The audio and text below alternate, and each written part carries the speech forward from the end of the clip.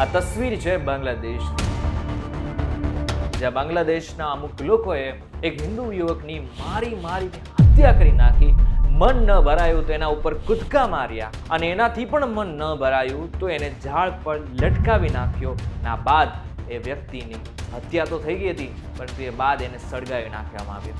આ જે ચિત્ર છે, આ વિડીયો છે, એટલો બધો વિભત્સ છે કે હું તમને કદાચ આ વિડીયો બતાવી પણ નહીં શકું. પરંતુ આ બધું શું કામ થઈ રહ્યું છે? શા માટે થઈને ત્યાં હિન્દુ યુવકની આ રીતે હત્યા કરી નાખવામાં આવી અને ત્યાંની સરકાર માત્ર જોતી રહી ગઈ, કંઈ જ નથી કરી શકી. માત્ર કેસ ખોલવાના નામે કંઈક ને કંઈક કાર્યવાહી કરી રહી છે, નાટકો કરી રહી છે, પરંતુ કંઈ જ નથી કરી રહી. પરંતુ પ્રશ્ન થાય છે કે આ ઘટના શું હતી, કઈ રીતના આનું શરૂઆત થઈ હતી, આની પાછળ જવાબદાર કોણ છે? આ બધું જ આજના ખાસ વિડીયોમાં જાણીશું. એટલા માટે થઈને આજનો આ ખાસ વિડીયો તમારા માટે જ બનાવેલ છે. આ વિડીયો એકવાર પૂરો જોઈને જજો.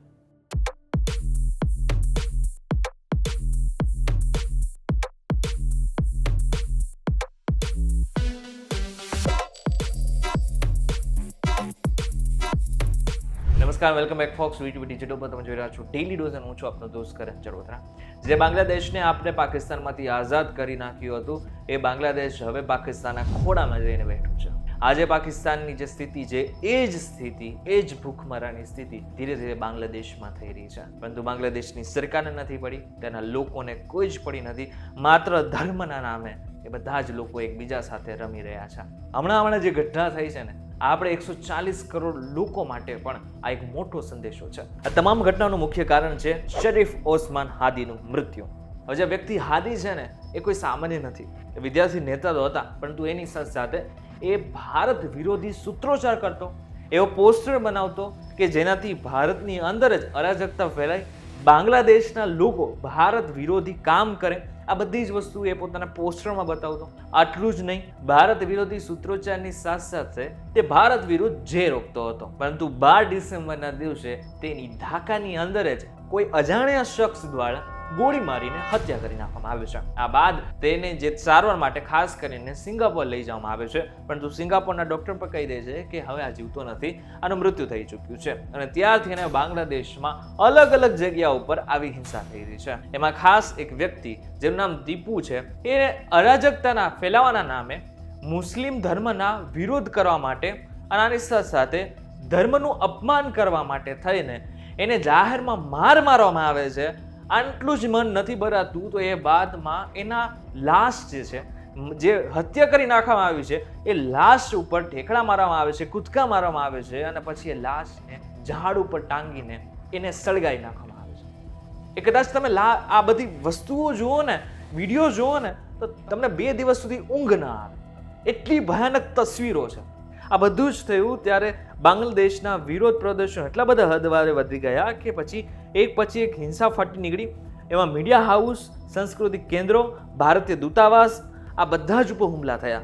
અને તેની અત્યારની જે સરકાર છે, યુનુસ સરકાર, જેને એમ કહેવાય છે કે શાંતિપ્રિય સરકાર છે, જેના માટે થઈને એને નોબેલ પુરસ્કાર પણ મળેલા છે, પરંતુ એ જ વ્યક્તિની બધી જ દેખરેખ હેઠળ, બધું જ આગેવાની હેઠળ હિન્દુ યુવકોની, ખાસ કરીને હિન્દુ પરિવારો જેટલા પણ હિન્દુ છે, એમાં ખાસ કરીને હિંસા ફેલાવવામાં આવી રહી છે. અને આ બધું જ થઈ રહ્યું છે ને માત્ર ચૂપ છે. શું કામ ચૂપ છે? એ વ્યક્તિને પણ બરાબરની ખબર છે કે અત્યારે ચૂપ રહેવા જેવું છે, કારણ કે એના દેશમાં જ એના બધા જ લોકો એના ઉપર ચડી બેસે. અત્યારે પરિસ્થિતિ એટલી ખરાબ થઈ ગઈ છે.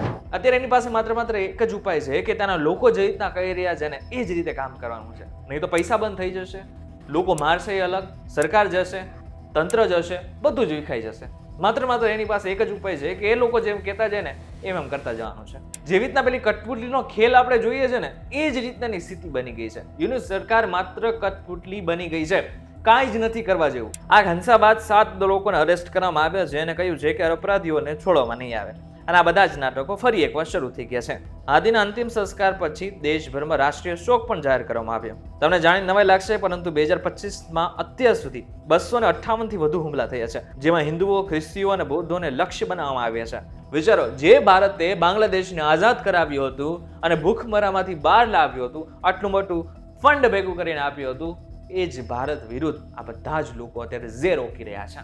તમને તે સમજાતું હશે કે ભારતમાં રહેવાનો ફાયદો કેટલો છે. ભારતમાં રહેવું એ આપણા બધા જ માટે એક આશીર્વાદ સમાન છે, કારણ કે આપણે આસપાસના ગમે એટલા દેશ જોઈ લો, પાકિસ્તાન, બાંગ્લાદેશ, શ્રીલંકા, મોટા ભાગના દેશોમાં અત્યારે અરાજકતા ચાલી રહી છે, હિંસા ચાલી રહી છે અને ધર્મના નામે માત્ર ને માત્ર રમતો ચાલી રહી છે, બીજું કંઈ જ નથી ચાલી રહ્યું. હવે આ ઘટના બાદ હવે બધા જ સોશિયલ મીડિયા પ્લેટફોર્મ ઉપર આ બધી જ વસ્તુ ચાલી રહી છે.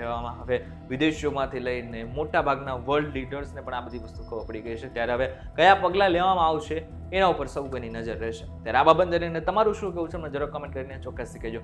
વિડીયો થકી જો તમને કોઈ ઇન્ફોર્મેશન મળે તો વિડીયો લાઈક અને શેર જરૂરથી કરજો.